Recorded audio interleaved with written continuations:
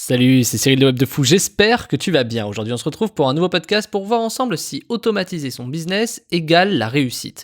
On va voir dans ce podcast si forcément l'automatisation amène la réussite et est-ce qu'elle est pérenne cette réussite. On va voir ça ensemble. Avant ça, tu connais le truc, tu cliques sur le bouton s'abonner. Tu as dans la description, il y a un lien, ça s'appelle rejoins mes contacts privés. Tu cliques dessus, tu mets ton email et tous les matins tu reçois un podcast à forte valeur ajoutée avec des informations qui vont changer ta vie et ton business, crois-moi. Également dans la description, tu as le lien vers le groupe Telegram. Telegram, c'est un endroit où je partage beaucoup de choses, ma vie, mes business, mes projets, mes investissements, ma R&D, bref, tout ce que je fais, c'est intéressant si tu as envie de voir me suivre, si tu veux me suivre, voir un peu ce qui se passe, ok ? Allez, le lien est dans la description, sur ce, on y va sur le podcast. C'est une question que tout entrepreneur du web s'est déjà posée maintes fois.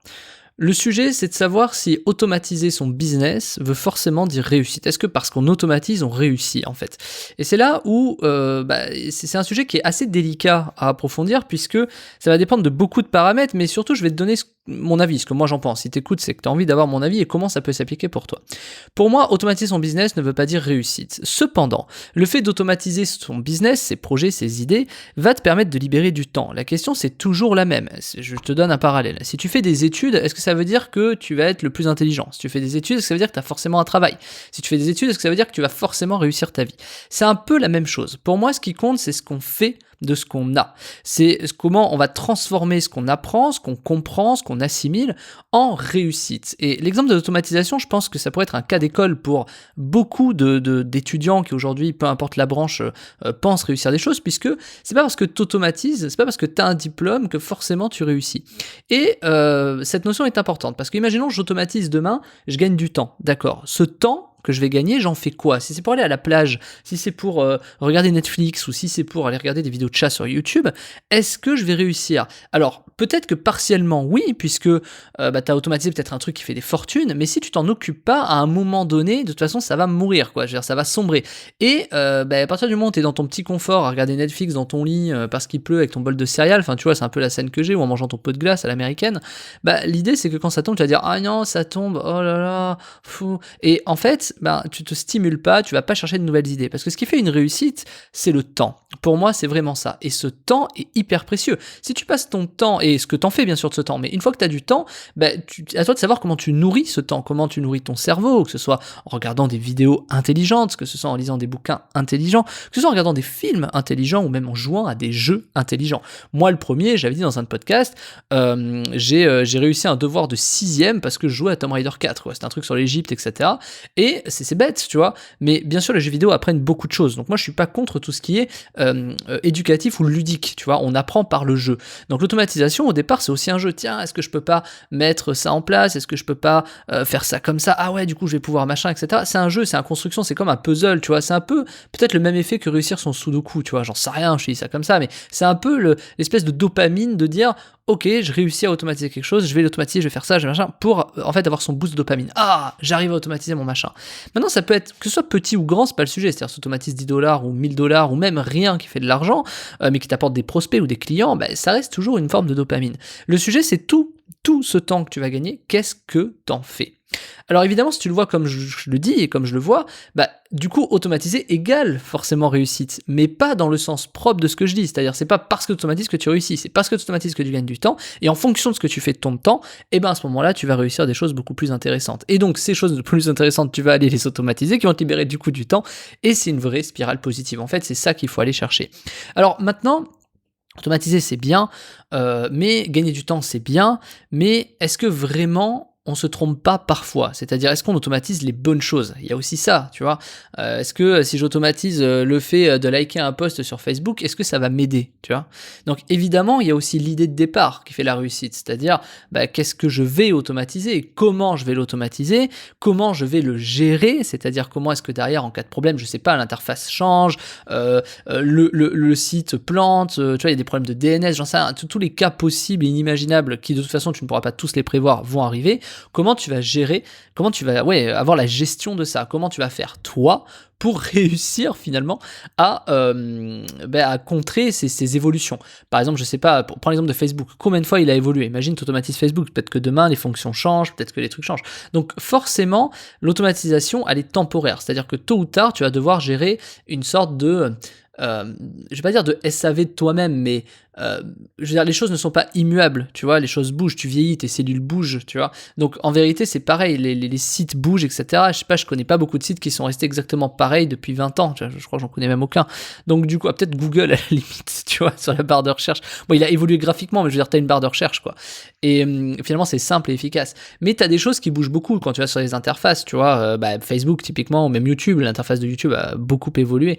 Donc forcément, il va y avoir des moments où tu vas devoir revenir dessus. Et quand tu automatises beaucoup de choses, peut-être 10, 15 projets, et ben à un moment donné, quand, je sais pas, tu as une grosse mise à jour et que tu as souvent des choses à réajuster, et ben tu dois de toute façon, tu te dois d'être présent et tu te dois de gérer ces problèmes-là.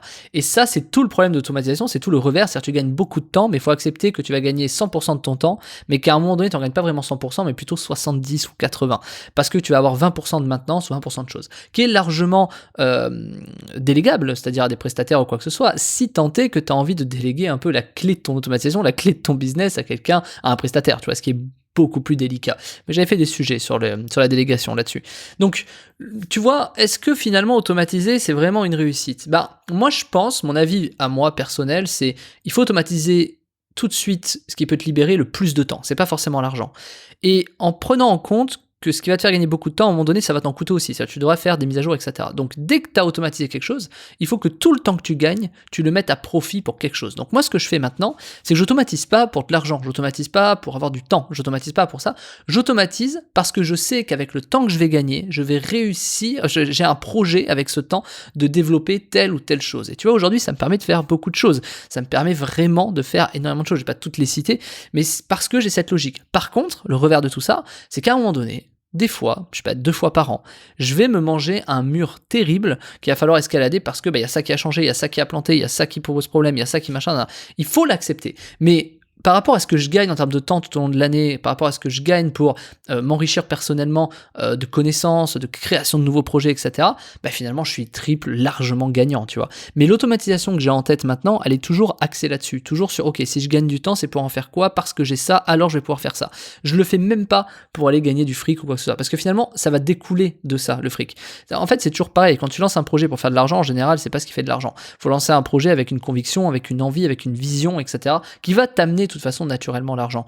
Bon, ça c'est des phrases un peu de mindset, mais c'est vrai, c'est quelque chose qui fonctionne bien à partir du moment où tu l'expérimentes et que tu vois comment ça marche. Mais pour l'expérimenter, il faut automatiser. Et quoi de mieux pour automatiser que Zenoposter ? Zenoposter qui est un logiciel qui permet de tout automatiser sur le web, sur ton ordinateur, tout, absolument tout, 100% des choses, même les captcha, tu vois, peut-être créer des comptes Gmail, tu peux même envoyer des SMS automatiques, tu peux recevoir des trucs, tu peux valider des emails que tu reçois dans ta boîte mail, c'est ce qu'on appelle des DOI, des double opt-in, etc. Tu peux faire énormément de choses, mais je te parle de ça, mais ça c'est rien, c'est 0,01% de Zenoposter. Il y a tellement de choses que tu peux automatiser, tellement que finalement j'ai décidé de t'en faire une formation qui s'appelle Zenoposter, automatiser 100% son business en ligne de zéro, pour que tu puisses arpenter, appréhender ce logiciel et que tu vois comment justement toi aussi tu peux arriver à automatiser tout ce que tu veux à partir du moment où tu sais manier l'outil. Et l'outil est extraordinaire et il est accessible à tout le monde, c'est-à-dire débutant, professionnel, que tu connaisses, que tu pipes rien, que tu partes de zéro. À partir du moment où tu vas prendre cette formation, je vais t'expliquer la logique, les points de connexion, comment tu fais pour passer d'une étape à l'autre, comment tu peux automatiser les choses, etc., etc., etc. Et ça vaut de l'or. Ça vaut de l'or parce qu'en plus, c'est pérenne. C'est-à-dire que ça va durer dans le temps et que dans 10 ans, tu pourras toujours se servir de ce logiciel. Mais bien sûr, à un moment donné, tu devras faire des mises à jour. Tu devras à un moment donné faire ce qu'on appelle un peu de maintenance. C'est-à-dire, ah ok, bon, ça a changé, mais c'est pas grand-chose. Tu vas juste changer le machin et le truc, tu vois. Ça ne demande pas beaucoup de temps. De toute façon, je veux dire, un truc qui te fait de l'argent sans y consacrer du temps, à un moment donné, ça meurt. Donc de toute façon, tu dois t'occuper des choses, tu dois nourrir, tu dois arroser, tu vois, ton jardin. C'est vraiment la même chose, quoi. Donc voilà, donc moi en tout cas, je t'ai préparé ça, tu fais comme tu veux, c'est dans la description, ça s'appelle Zenoposter, automatiser 100% son business en ligne de zéro. Et si tu as appris quelque chose aujourd'hui, ou si tu penses que tu peux aller plus loin et que tu sais que tu peux automatiser ton business, mais que tout a l'air compliqué et que tu sais pas comment faire, je t'invite à prendre la formation qui est en description, qui s'appelle Zenoposter, automatiser 100% son business en ligne de zéro. Et puis je te retrouve de l'autre côté, tu cliques sur le lien et on se retrouve là-bas. Ok ? Allez, ciao.